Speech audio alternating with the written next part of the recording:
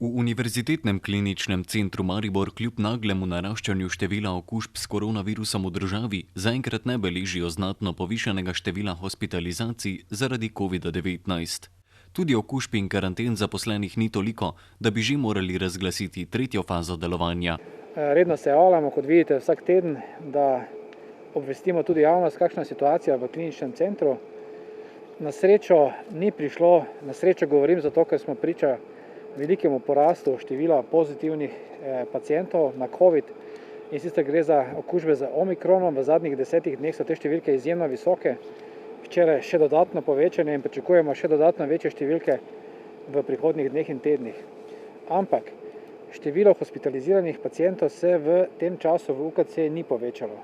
Lahko povem, da je danes številka 95, celokupno število COVID pacientov, medtem ko jih je v intenzivni terapiji 30.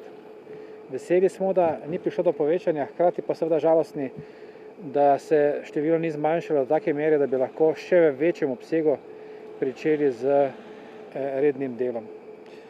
Še vedno smatramo, da je cepljenje najboljši način, da se prepreči okužbe oziroma težji potek bolezni. Kot veste, z jutrišnjim dnem ponovno pričenjamo na republiškem nivoju z dnevi cepljenja, ki bodo potekali v četrtek, petek in v soboto med 8 uro zjutraj in 8 uro zvečer. Nadaljevali pa bomo z cepljenjem po našem standardnem urniku tudi v prihodnjih tednih. Tako da številke so takšne, kot so. V UKC Maribor se vsi zaposleni dejansko izjemno trudijo, da bi na najboljši možni način poskrbeli za paciente, govorim za COVID paciente in tudi ne-COVID paciente, ki so zelo, zelo številni. Se pa seveda problematika stopnjuje, ker je število zaposlenih, ki odhajajo v karanteno zaradi rizičnih stikov oziroma okuženih, vendarle vsak dan večje. Število ljudi, ki je v karanteni, danes sicer ni večje kot 25, ampak število okuženih pa se veča v zadnjih dneh, tako da je bilo včeraj 17 pozitivnih zaposlenih. Bojimo se, da bo te številke šle še više in da bomo zaradi tega v hudi kadrovski stiski. Zdaj, koliko je pacientov, ki so pri nas trenutno hospitaliziranih, koliko jih je dokazan omikron, trenutno samo pri 5. Pri 5 je, ampak to ni dokončna številka, lahko da bo višja, ker namreč najprej poteka presejalno testiranje, potem pa še sekvencioniranje in lahko da bo ta številka večja. Ampak tisti, ki so zdaj okuženi in bodo hospitalizirani, te pričakujemo šele v naslednjih dneh in tednih. Minuli konec tedna so zabeležili tudi veliko prihodov na urgenco. Čez vikend, začenši z petkom, smo imeli manjši cunami prihodov na urgenco, ki smo ga nekako zmogli.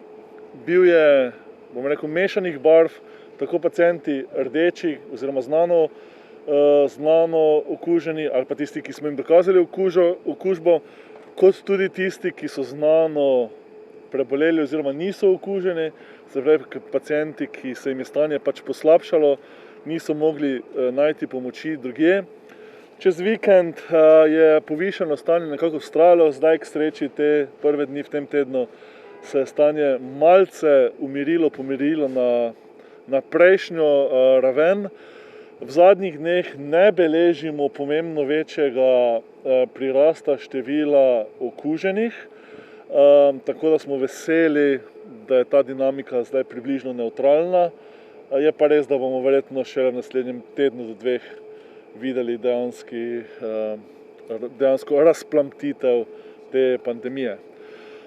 Kakor že povedano, glede na vse zgodbe, ki jih slišimo vsak dan, vseh naših pacientov, predvsem govorim tukaj o okuženih, bi še enkrat apeliral na vse v družbi, da se odzovejo pozivom na cepljenje, kajti to zdaj je jasno, je edina možnost, da iz tega izidemo vsaj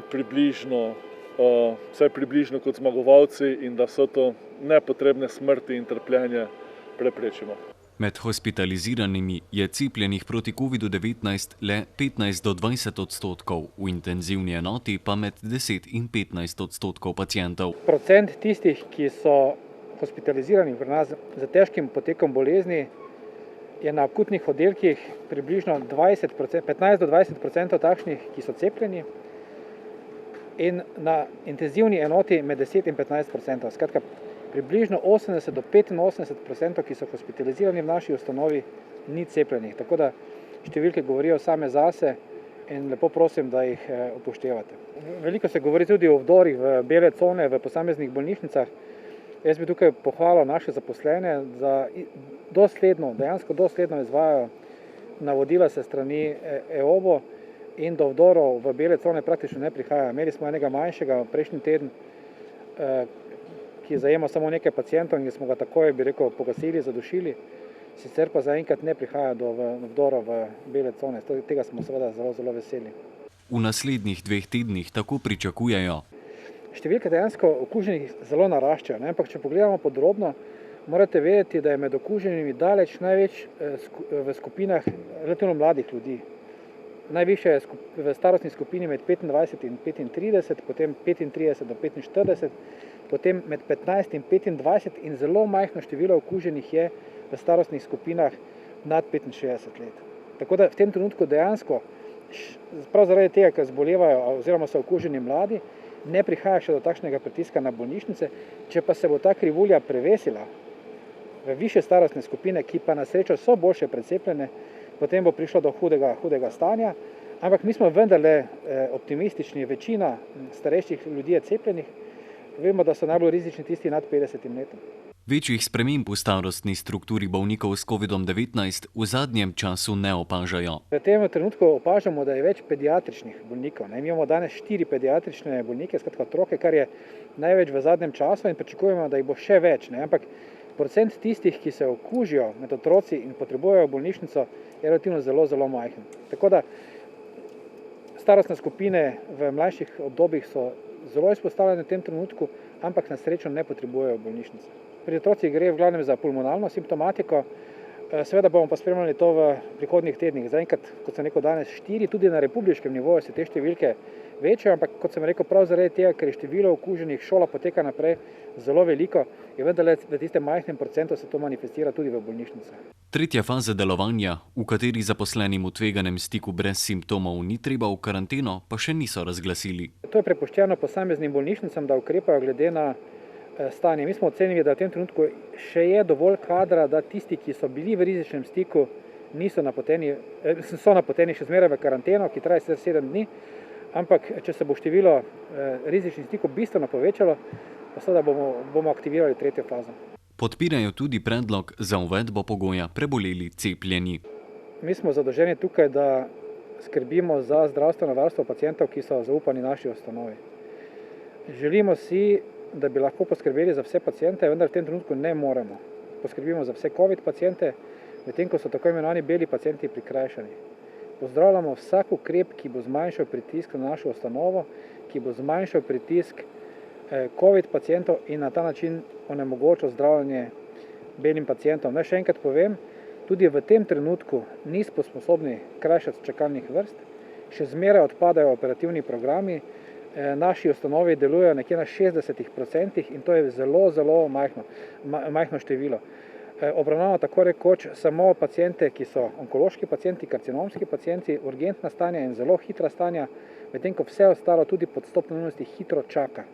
In temu moramo napraviti čim prej konec in če bo PC pripeljal do tega, če bodo strokovnjaki iz tega področja ocenili, da je to pravilno, se bomo temu mi priklonili in bomo to pozdravili. Mariborski klinični center pa se ponovno pridružuje tudi nacionalni akciji Dnevi cepljenja, v okviru katere bo njihov cepilni center v četrtek, petek in soboto odprt od 8 do 20 ure.